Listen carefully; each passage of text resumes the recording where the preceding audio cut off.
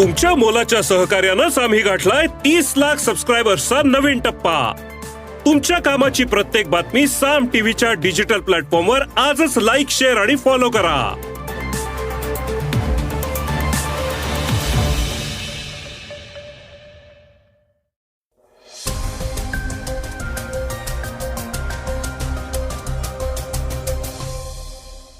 श्रोतेहो नमस्कार, मी अनिरुद्ध गद्रे आणि आपण ऐकत आहात सकाळ पॉडकास्ट. समलिंगी व्यक्तींच्या विवाहाविषयक न्यायालयाने दिलेल्या निकालामुळे LGBTQ समुदायात निराशा पसरल्याचं बिंदू माधव खिरे यांनी सांगितलं आहे. विधानसभा अध्यक्ष राहुल नार्वेकर शिवसेना राष्ट्रवादीच्या अपात्र आमदारांविषयक निकाल काही लावत नाहीत, त्यामुळे न्यायालयाने पुन्हा एकदा नाराजी व्यक्त केली आहे. अर्थात नार्वेकरांवर त्याचा काहीच परिणाम झालेला नाही. ते आधी दिलेल्या वेळापत्रकावरच ठाम असल्याचं कळतंय. मीरा बोरवणकर आणि पुस्तकातील खुलाशाविषयक स्वतः अजित पवारांनी खुलासा केला आहे. वेगवान घडामोडीत ऐकूया, आर्टिफिशियल इंटेलिजन्सने वाढवलं राजकीय पक्षांचं टेन्शन. आत्म पॅम्पलेटच्या दिग्दर्शकाची खंत, वसीम अक्रमचा धक्कादायक खुलासा आणि एकाच दिवशी 3 परीक्षा घेतल्याने विद्यार्थी संतापले. आज नवरात्रोत्सवाचा 4था दिवस. कुष्मांडा देवीच्या महात्म्याविषयी जाणून घेणार आहोत. चला तर सुरुवात करूया आजच्या पॉडकास्टला. समलिंगी व्यक्तींच्या विवाहाविषयी न्यायालयाच्या निर्णयामुळे LGBTQ समुदायात निराशा. सर्वोच्च न्यायालयाने समलिंगी व्यक्तींच्या विवाहाबाबत जो निकाल दिला त्यामुळे LGBTQ समूहामध्ये मोठ्या प्रमाणात निराशा झाली आहे. अनेकांनी त्या निर्णयावर नाराजी व्यक्त केली आहे. सोशल मीडियावर देखील त्याचे तीव्र पडसाद उमटताना दिसत आहे. याबाबत LGBTQ समूहाने देखील न्यायालयाच्या आदेशावर दिलेली प्रतिक्रिया खूप काही सांगून जाणारी आहे. या संदर्भात बिंदू माधव खिरे, क्वियर फाउंडेशनचे संचालक, LGBTQ ऍक्टिव्हिस्ट यांनी सकाळशी बोलताना सांगितलं की 2 पुरुषांनी 2 स्त्रियांना आणि तृतीयपंथी यांना विवाह करता यावा आणि त्याला परवानगी द्यावी अशी मागणी करणारी याचिका सर्वोच्च न्यायालयात करण्यात आली होती. तो विवाह करण्याचा अधिकार स्पेशल मॅरेज ऍक्ट नुसार द्यावा असंही त्या याचिकेत म्हटलं होतं. मात्र न्यायालयाने लग्नाच्या निर्णयाला नकार दिला आहे. सुप्रीम कोर्टानं म्हटलं आहे की लग्न करणं हा मूलभूत अधिकार नाही. या निर्णयामुळे आपण एक पाऊल मागेच सरकलो आहे. आम्हाला आशा होती की मूलभूत अधिकारात हा हक्क म्हणून पुढे येईल, पण तसं झालं नाही. पूर्वी सुप्रीम कोर्टाचे काही जजमेंट होते, त्यामध्ये समलैंगिक विवाह हा मूलभूत अधिकार मानला जावा असं म्हटलं होतं. न्यायालयाने म्हटलं आहे की स्पेशल मॅरेज ऍक्टमध्ये बदल करणं ही खूपच गुंतागुंतीची गोष्ट आहे. त्याचा होणारा परिणाम मोठा आहे. कायदे करण्याचा अधिकार हा कोर्टाला नसल्याने शासन व्यवस्थेला कायदे करून त्यात महत्वाची भूमिका मांडावी लागणार आहे. आम्हाला वाटतं की अशा प्रकारचे कायदे असावेत, पण आम्हाला ते कायदे करण्याचा अधिकार नाही असंही कोर्टानं म्हटलं आहे. दरम्यान समलैंगिकता हे फक्त उच्चभ्रू लोकांचं फॅड वगैरे नाही असंही मत सरन्यायाधीश चंद्रचूड यांनी मांडलं. ते म्हणाले, समलैंगिकता हा काही मानसिक आजार नाही. केंद्र आणि राज्य सरकारला न्यायालयाने आदेश दिले की समलैंगिक समुदायाबाबत कोणत्याही प्रकारचा भेदभाव होणार नाही याची काळजी घ्यायला हवी. या जोडप्यांसाठी सुरक्षित निवास, वैद्यकीय उपचार आणि त्यांच्यासाठी हेल्पलाईन नंबरची व्यवस्था करण्यात यावी. पोलिसांकडून त्यांना त्रास होणार नाही. तसंच त्यांना जर त्यांच्या घरी जायचं नसेल तर त्यांना जबरदस्तीनं घरी जाण्याची सक्ती करण्यात येऊ नये असंही कोर्टानं म्हटलं आहे.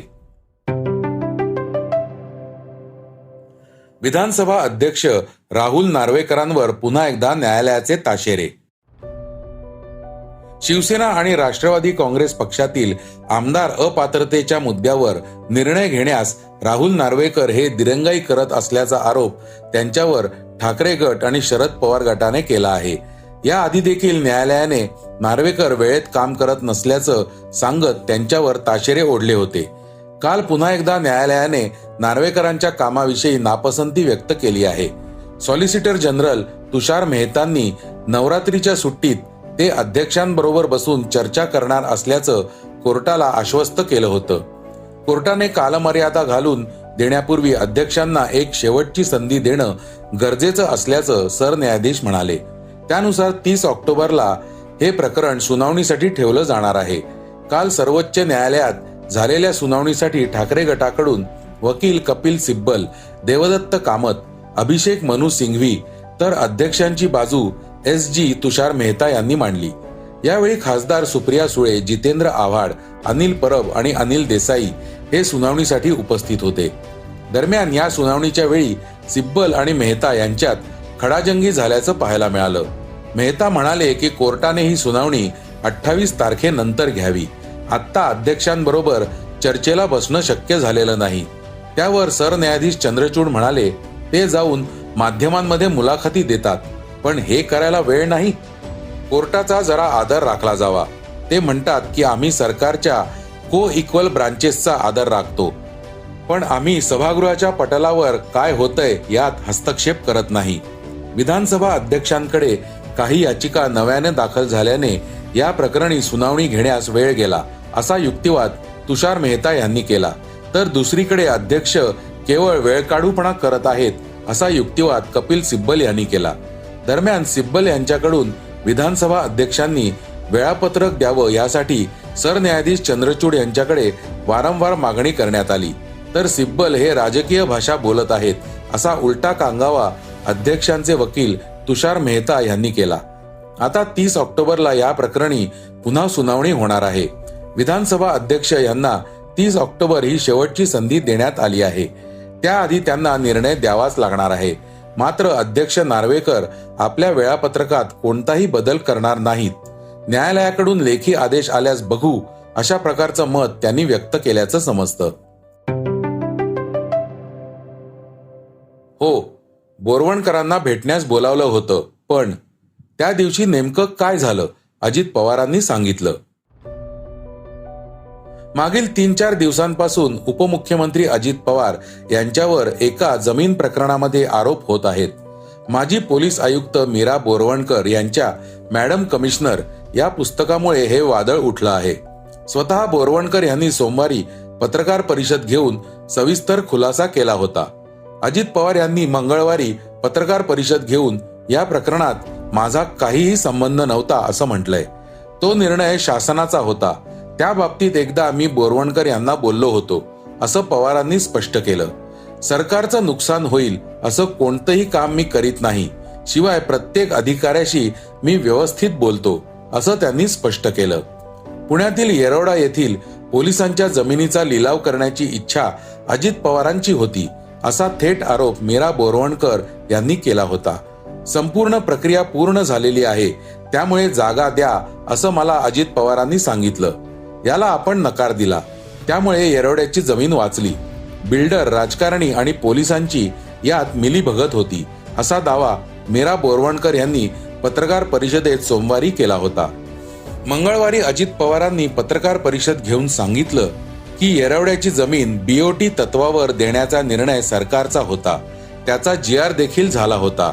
लिलाव करण्यासंदर्भात समिती नियुक्त करण्यात आली होती. त्या समितीचा तो निर्णय होता. बोरवणकर यांच्यापूर्वी असलेल्या आयुक्तांनी निर्णयावर सह्या देखील केल्या होत्या. अजित पवार पुढे म्हणाले की जेव्हा जमिनीबाबतचा निर्णय रखडला होता, तेव्हा मी बोरवणकरांना भेटण्यास बोलावलं होतं. हे खरं आहे. त्यावेळी त्यांनी लिलावासाठी नकार दिला होता. त्यांना ते पटलं नव्हतं, त्यामुळे मी ते मान्य करून विषय सोडून दिला. आज पुन्हा तो विषय उकळून काढणं चुकीचं आहे. माझा या प्रकरणात तसा काहीही संबंध नाही. शिवाय जमीन तेथेच असल्यामुळे वाद उभा करण्यात काहीच अर्थ नाही, असं अजित पवारांनी सांगितलं. आता ऐकूया वेगवान घडामोडी. देशातील 5 राज्यांमधील निवडणुकांचं बिगुल वाजलं आहे. यामुळे राजकीय पक्षांचा स्वतःचा प्रचार आणि दुसऱ्यांवर कुरघोड्या देखील सुरू झाल्या आहेत. मात्र या सगळ्यात AI मुळे सत्ताधारी पक्षाचं टेन्शन वाढलंय. याला कारण ठरतंय डीप फेक हे तंत्रज्ञान.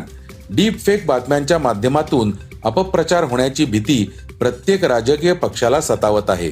असं होऊ नये यासाठी यावर नियंत्रण ठेवण्यासाठी IT नियम 2021च्या ट्रान्सेबिलिटीमध्ये तरतूद करण्यात येणार आहे. यामुळे ज्या सगळ्यात आधी ज्या व्यक्तीने डीपफेक व्हिडिओ अपलोड केला आहे त्याची ओळख सरकारला देणं मीडिया कंपन्यांना बंधनकारक असणार आहे. 29 ऑक्टोबर रोजी राज्य लोकसेवा आयोगामार्फत घेतली जाणारी उपनिरीक्षक पदासाठीची परीक्षा आहे. याच दिवशी नगर परिषद भरतीची परीक्षा, याबरोबरच महाज्योतीतर्फे घेतली जाणारी केंद्रीय लोकसेवा आयोगाच्या परीक्षेच्या प्रशिक्षणासाठी प्रवेश परीक्षाही याच दिवशी होणार आहे. 3 परीक्षा एकाच दिवशी असल्याने विद्यार्थ्यांमध्ये संभ्रम निर्माण झाला आहे. आता यावरून आमदार सत्यजित तांबेंनी शासनावर ताशेरे ओढले आहेत. सध्या देशात बेरोजगारांची संख्या वाढत आहे. जर अशा पद्धतीने परीक्षांमध्ये घोळ सुरू राहिले तर बेरोजगारांच्या संख्येत वाढ होऊ शकते. शासनाने याकडे काळजीपूर्वक लक्ष दिलं पाहिजे, असं म्हणत सत्यजित तांबेंनी शासनाच्या नियोजनावर प्रश्न निर्माण केलेत. राष्ट्रीय आंतरराष्ट्रीय स्तरावर नावाजला गेलेला आत्म पॅम्फलेट सिनेमा 6 ऑक्टोबरला सर्वत्र प्रदर्शित झाला. ज्यांनी हा सिनेमा पाहिला ते स्वतःला या सिनेमाचं कौतुक करण्यापासून रोखू शकले नाहीत. प्रेक्षकांचा मात्र या सिनेमाला प्रतिसाद मिळताना दिसत नाही. दिग्दर्शक आशिष बेंडेने याबद्दल एक पोस्ट सोशल मीडियावर शेअर केली आहे. आम्हीच सगळे प्रेक्षकांपर्यंत सिनेमा पोहोचवायला कमी पडलो. शेवटी मराठी सिनेमा आणि त्याचं मार्केटिंग आणि पब्लिसिटीचं एक बजेट ठरलेलं असतं. त्या अंथरुणाच्या बाहेर पाय पसरता येत नाहीत, अशी त्यानं खंत व्यक्त केली आहे. याबरोबरच ज्यांना हा चित्रपट पाहायचा आहे त्यांनी बुधवारच्या आत हा सिनेमा बघावा, असं त्यांनी आवाहन केलंय. भारतीय संघाकडून पाकिस्तानी संघाला 7 विकेट राखून पराभवाला सामोरं जावं लागलं.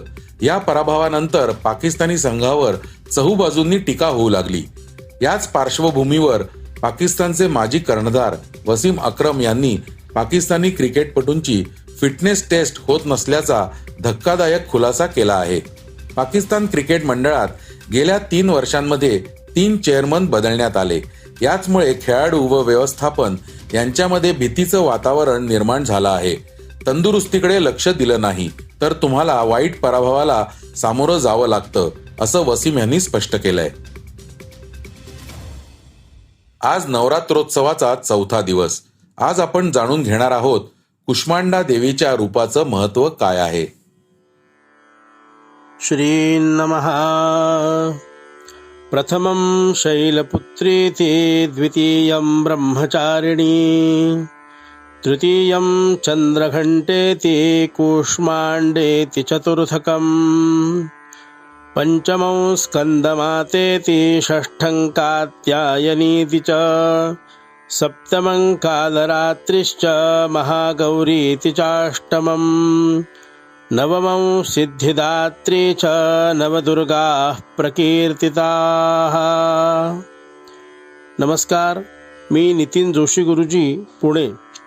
शारदीय नवरात्र महोत्सव साजरा करताना आपल्याला देवीच्या विविध रूपांची माहिती असावी, यासाठी ओळख नवदुर्गांची या सदरात आपण आज नवरात्र महोत्सवाच्या चतुर्थ दिवशी देवीच्या कूष्मांड्या या रूपाची माहिती पाहूया.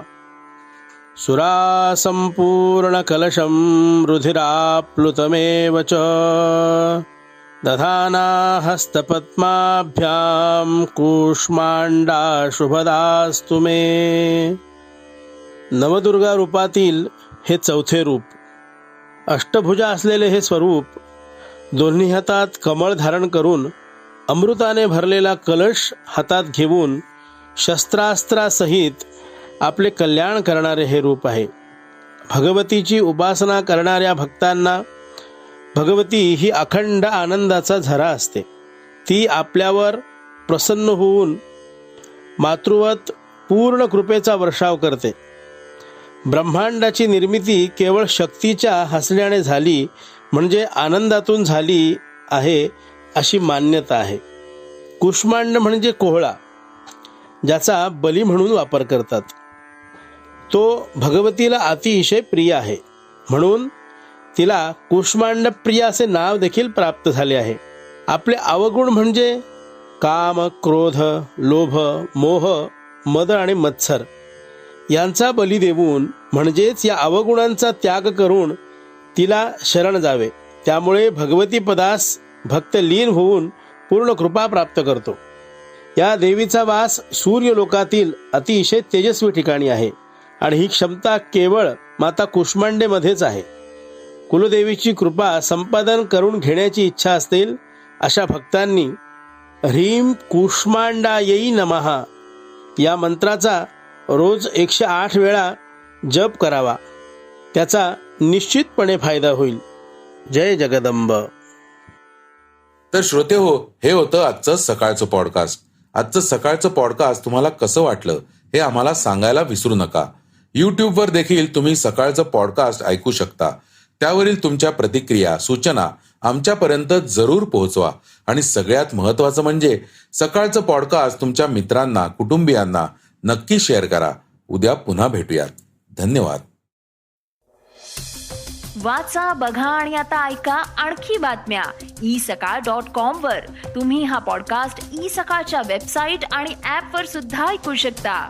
विसरू नका, या पॉडकास्टला आपल्या आवडीच्या पॉडकास्ट ऍप वर सबस्क्राईब किंवा फॉलो करायला.